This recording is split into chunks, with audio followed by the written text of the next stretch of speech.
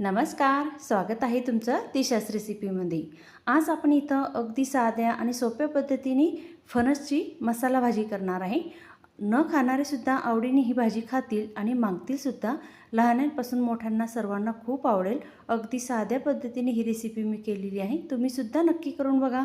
चला तर मग रेसिपीला सुरुवात करूया। आता इथं मी फणस बाजारामधूनच कट करून आणलेली आहे, म्हणजे घरी करण्याची अजिबात गरज नाही। बाजारामध्ये सुद्धा खूप व्यवस्थित आणि चांगल्या पद्धतीने कट करून देतात।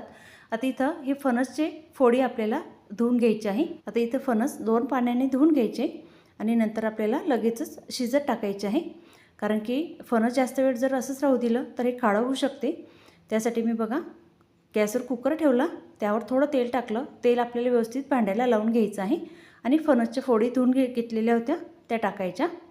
आता इथं फणसच्या सर्व फोडी आपल्याला पाणी न टाकता टाकायचे आहे। थोडं 2 मिनटं तेलामध्ये परतवून घ्यायचे, नंतर त्यामध्ये चिमूटभर हळद टाकायची आणि मीठ टाकायचं आहे। इथं मी जाड मिठाचा वापर केलेला आहे, तुम्ही बारीक मीठसुद्धा टाकू शकतात।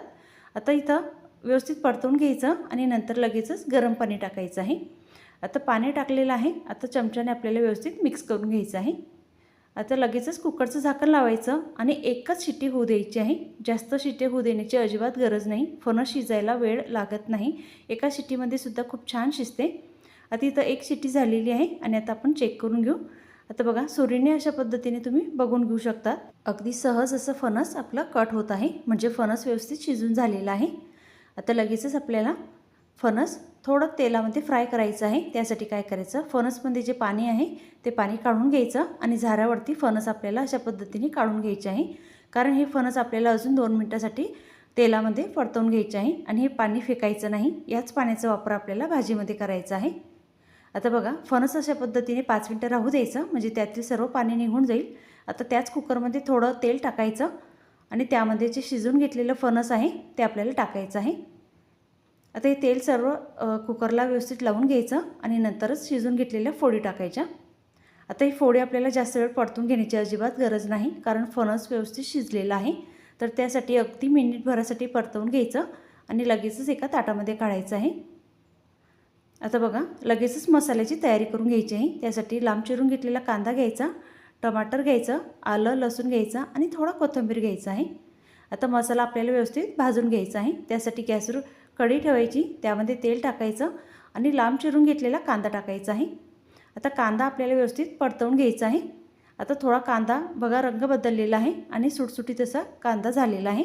आता लगेचच त्यामध्ये चिरून घेतलेलं लाल टमाटर टाकायचं, लसूण टाकायचा आणि आलं टाकायचं आहे। आता हे आपल्याला व्यवस्थित परतवून घ्यायचं आहे। आता यामध्ये थोडं मीठ टाकायचं, म्हणजे कांदा आणि लसूण आणि टमाटर व्यवस्थित शिजेल आणि पटकन होईल। आता हे व्यवस्थित परतवून झालेलं आहे। आता यावर झाकण ठेवायचं, म्हणजे कांदा लसूण व्यवस्थित शिजेल। आता बघा अगदी 2 ते 3 मिनिटासाठी झाकण ठेवायचं आणि तिथे झाकण काढायचं आहे। आता लगेचच यामध्ये कोथिंबीरसुद्धा आपल्याला टाकायचं आहे। आता व्यवस्थित मिक्स करून घ्यायचं आहे आणि यामध्ये अगदी थोडंसं पाणी टाकायचं आहे, म्हणजे 1 ते 2 चमचा पाणी टाकायचं। आता पाणी टाकल्याने कांदा छान मऊ होईल आणि लवकर होईल। आता बघा यावर अजून आपल्याला 2 ते 3 मिनिटासाठी झाकण ठेवायचं आहे। आता 2 ते 3 मिनिटानंतर झाकण काढायचं आणि बघा कांदा लसूण टमाटर आणि आलं व्यवस्थित शिजून झालेलं आहे, म्हणजे व्यवस्थित मसाला भाजून झालेला आहे आणि बघा अजिबात कांदा जळालेला नाही। आता हे थोडं थंड होऊ द्यायचं आणि मिक्सरच्या भांड्यामध्ये आपल्याला बारीक वाटण करून घ्यायचं आहे। आता इथं पाणी न टाकताच आपल्याला वाटण करायचं आहे, जास्त पाणी टाकण्याची अजिबात गरज नाही, म्हणजे पाणी नाही टाकलं तरीसुद्धा चालेल। आता इथं खडे मसाले घेऊन घ्यायचे आहे, तेजपत्ता, दालचिनी, 4-5 काळे मिरे आणि चक्रफूल घ्यायचं। आता लगेचच भाजीला फोडणी द्यायची आहे। त्यासाठी गॅसवर कुकर ठेवायचं, त्यामध्ये तेल टाकायचं। तेल छान तापलं की त्यामध्ये जिरं टाकायचं आणि खडे मसाला टाकून घ्यायचा आहे। आता इथं एका मिनिटभरासाठी खडा मसालासुद्धा आपल्याला परतवून घ्यायचा आहे आणि लगेचच त्यामध्ये जे बारीक वाटण करून घेतलेलं होतं ते टाकायचं। आता हे पूर्ण वाटण आपल्याला यामध्ये टाकायचं आहे आणि मिक्स करून घ्यायचं आहे। आता बघा मिक्सरच्या भांड्यामध्ये थोडंसं अजून पाणी टाकायचं आणि मिक्सरचं भांडं व्यवस्थित आपल्याला करून घ्यायचं आहे, म्हणजे त्यातील मसाला सर्व काढून घ्यायचा आहे। बघा अशा पद्धतीने सर्व टाकायचं। नंतर यामध्ये तिखट टाकायचं आहे, तुमच्या आवडीनुसार तिखट तुम्ही कमी जास्त करू शकतात। इथं मी 1 चमचा तिखट, अर्धा चमचा हळद 2 चमचे धना पावडर टाकलेली आहे आणि अर्धा चमचा गरम मसाला टाकलेला आहे.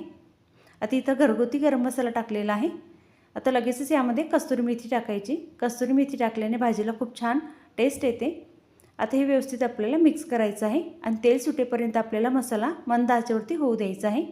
आता तेल सुटायला सुरुवात झालेली आहे. लगेचच यामध्ये 2 चमचे दही टाकायचं. आता दही टाकल्याने भाजीला छान दाटसरपणा येतो आणि छान भाजीला टेस्ट येते. आता दही जर तुम्हाला टाकायचं नसेल तर 1 चमचाभर तुम्ही दुधावरची साय टाकू शकतात.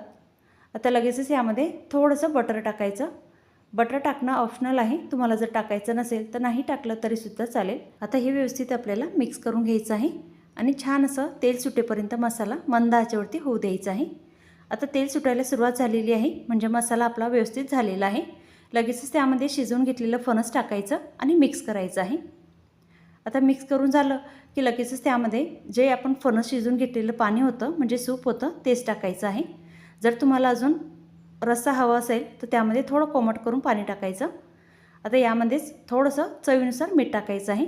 लक्षात असू द्यायचं जेव्हा फणस आपण शिजवून घेतलेलं होतं तेव्हासुद्धा आपण मीठ टाकलेलं होतं. त्यासाठी अगदी कमी प्रमाणामध्ये मीठ टाकायचं आहे. आता भाजी आपल्याला मंद आचेवरती होऊ द्यायची आहे. अगदी साध्या आणि सोप्या पद्धतीने ही रेसिपी मी केलेली आहे. रेसिपी आवडली असेल तर लाईक शेअर सबस्क्राईब करा. आणि आता बारीक चिरून घेतलेला कोथिंबीर टाकायचा आणि मंद आचेवरती ही भाजी आपल्याला होऊ द्यायची आहे. आणि तुम्हाला जर अजून थोडा रस्सा हवा असेल तर यामध्ये गरम केलेलं पाणी टाकायचं आणि मंद आचेवरती ही भाजी छान होऊ द्यायची आहे. आता बघा छान चमचमीत टेस्टी आणि पौष्टिक अशी फणसची भाजी तयार झालेली आहे. आता या रेसिपीसाठी काही खास टिप्स.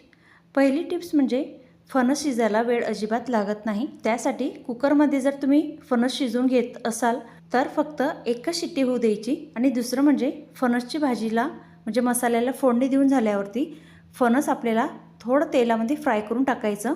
असं केल्याने फणसच्या भाजीला खूप छान टेस्ट येते आणि फणससुद्धा खूप छान लागते.